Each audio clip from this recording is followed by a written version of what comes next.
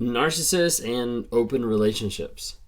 You see, some people are like, hey, if the narcissist is going to cheat on you, if this toxic person is going to cheat on you with other people, why not just, have them come out and say it? Like, this is what I want to do. Or why don't you just say, like, hey, if this is what you want to do, like, that's fine by me, and just go out and do it. Well, the thing that happens is narcissism is built on a lot more than just cheating. Cheating happens a lot in narcissistic relationships, but there's also abuse and gaslighting and manipulation and a lot of like mental torture that happens when you're in a narcissistic relationship. So from the narcissist perspective, like you give them a, get out of jail card, you give them a free pass to be able to go and sleep around with someone else. You might think like, hey, this is going to solve my problems because I'll be able to have this relationship and they'll be loving and caring about me, and then they'll be able to go and be with someone else and, well, I guess be loving and caring about them, and then they'll come back to me and back and forth. And some people think that, hey, this is the answer, this might work. Let me tell you, from seeing it in people's lives, from understanding, from experiencing, like, it doesn't work. Because what you're doing is you're opening up a gap. You're opening up a hole of like, hey, the one person isn't going to fill you, so let's try to fill you with multiple people, with multiple things.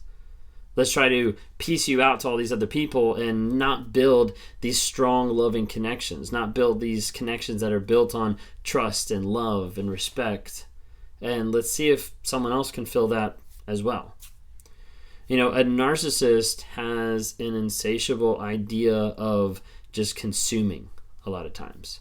Consuming people's time, consuming people's thoughts, consuming people, sexually, emotionally, physically, like really just like consuming everything about another person. And so when you feed that, you'd think like, oh, like if I feed their vice, if I feed their fetish, if I feed what they're asking for, maybe it'll stop. The thing is, it doesn't. And in talking with people who've been through abuse, a lot of times this mindset comes up in abusive relationships. Maybe if I perform this act, then it'll stop. Maybe if I finally do that threesome with the other person, then they'll be okay. Maybe if I lose a part of myself, it'll be justified. And every single time, every single person I've talked to, they've said, it's not. It's not worth it. It's not worth to give a big part of you to someone else who's only going to throw it away and spend that with someone else. Because that's really what an open relationship is. And narcissists, to some degree, love open relationships. Why? Because they can have their cake and eat it too, and they feel like they don't get in trouble for it.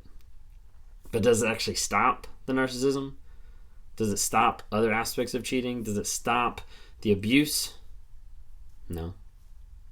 A lot of times it'll get worse because you're feeding an addiction. You're feeding at times an obsession. You're feeding a black hole that's not going to get filled because it's not going to get filled with another person. It's not going to get filled with this giant hole of stuff that they're like, maybe if I keep consuming, I'll get filled. The problem is when people keep consuming, they just want to consume more. And you'll see more of yourself getting lost and eaten away in these type of relationships. So my perspective, open relationships with narcissists don't work out. Narcissists love them because they can eat their cake and eat it too. But as far as the victim, it doesn't work out. You're in for a whole lot more abuse coming up.